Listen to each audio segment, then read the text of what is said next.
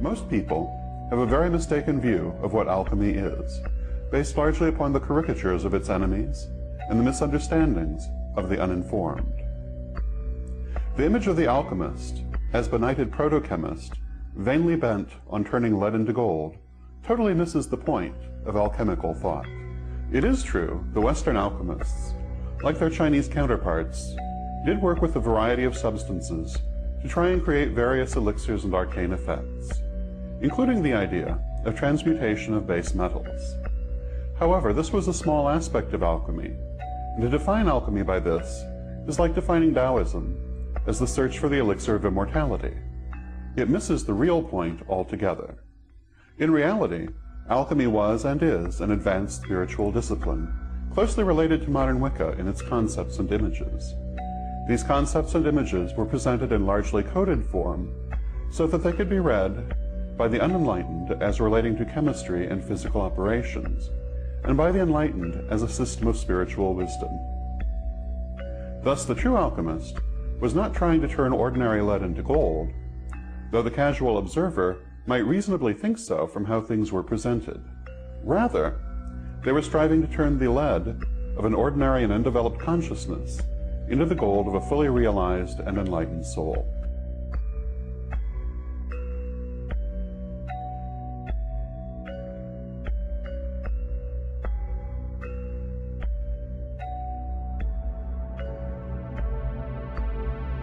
The successful result of the alchemical process was the creation of the Philosopher's Stone.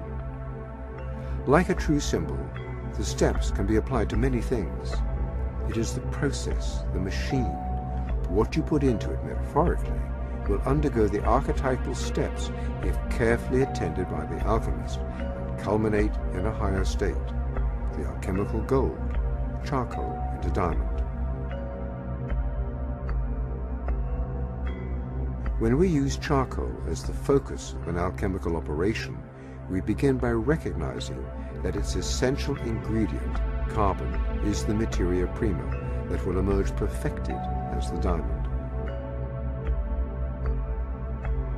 When the charcoal undergoes the cleansing fire and a stress of geological proportions, it is hardened into a perfect, impenetrable diamond.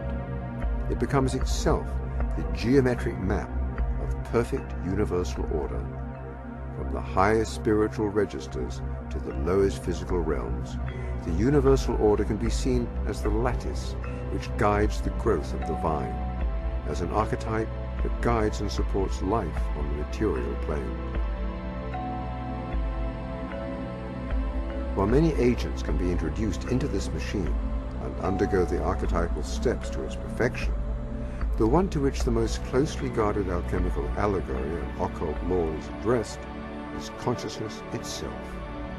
This is the essence of the great work, the application of this special key to this mysterious universal formula.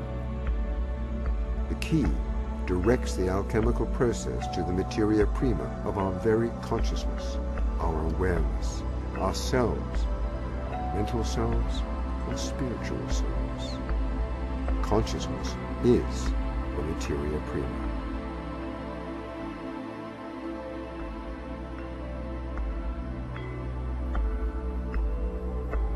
While the value of creating alchemical glass or alchemical gold may seem more obvious, one might ask, what is the benefit of applying the alchemical steps to consciousness?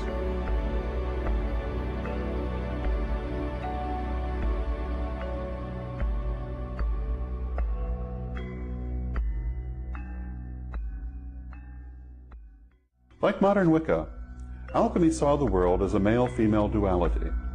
Alchemical ideas about this duality are strikingly similar to Wiccan ideas about goddess and god. The masculine polarity was thought of as red and fixed, the feminine polarity as white and volatile. The union of these two produced the physical world. The great work, or alchemical marriage, was the quest to unite and transcend this duality. It is the great work, which is often mistakenly described as the quest to transmute base metals. The great work began with what is termed materia prima. This is the ordinary state of being, the lead in the analogy. The great work ended in the creation of the philosopher's stone. This is enlightenment, or the gold of the analogy. The materia prima was considered to have both a masculine and a feminine aspect, which were in opposition within it, until brought into alignment through the great work, hence the term alchemical marriage. And now we can see the big picture coming into focus. Could that spark of consciousness in us all be connected to spiritual enlightenment? And by intense focus on the development of consciousness, could alchemists truly reach these levels? Even modern science is beginning to tell us a great deal about our consciousness and its connection to the rest of the infinite universe. Our knowledge of the power of the human brain has seen great strides in recent years, and possible interactions with certain glands such as the pineal are continually being investigated with many successes. In his groundbreaking book detailing his research, Dr. Rick Strassman outlines his discoveries with the pineal gland and a substance known as dimethyltryptamine, or DMT, while administering the substance to a controlled group of volunteer patients. DMT is the most potent psychedelic known thus far, is highly illegal in nearly everywhere in the world, yet it appears to be produced naturally by our pineal gland during REM stages of sleep, deep meditation, and possibly during fetal development and near-death and death experiences.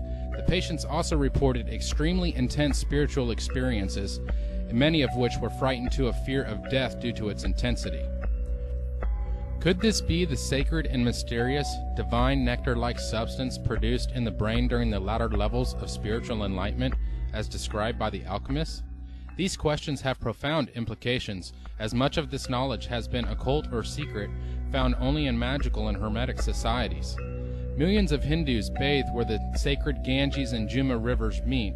The scriptures tell how the divine nectar, which is said to confer immortality and everlasting bliss, was once spilled into the rivers during an epic fight between the demons and the gods. They believed that from their scriptured legends, they might be able to thereby speed their way to nirvana and be spared the pain of countless rebirths in man's universe. Amazingly, this appears to be a universal aspiration of the alchemist as well. Many say this substance occurs as the activation of the Ajna chakra, or third eye, takes place. This is where the sun and the moon, the masculine and feminine, right and left brain become balanced and synergistic. This makes sense scientifically, where the brainwave patterns of each hemisphere could create a magnetic field by this balance in the exact location of the pineal, located within the hypothalamus in the center of the brain. Within nearly every culture that has existed, there is a reference to the activation of the third eye, or Ajna chakra. This is no coincidence, but rather something that even science should be inclined to research due to its statistical probability alone. In actuality, there is quite a bit of substantiated evidence of this sacred science being all that it's described as, and more, when one has the keys to its meaning and applies it diligently to their life. Should alchemy continue to be unknown and hidden within the areas such as the Vatican and secret societies who wish to withhold it from mankind? Or should the knowledge and light be given to those that seek, as Prometheus did when he stole the fire from Zeus and gave it to mankind? This is the story of Eden, which tells us of a God that wants mankind to continue just tending to the garden, not to have a consciousness, not to have spirituality, not to be like Him. It is our destiny to re-enter Eden, and freely eat from the tree, and drink from the waters of life. As it is written, surely we will not die, but know that which God knows. By this we realize our true nature and divinity. We must understand that we are truly spiritual beings having a human experience, not humans trying to have a spiritual experience.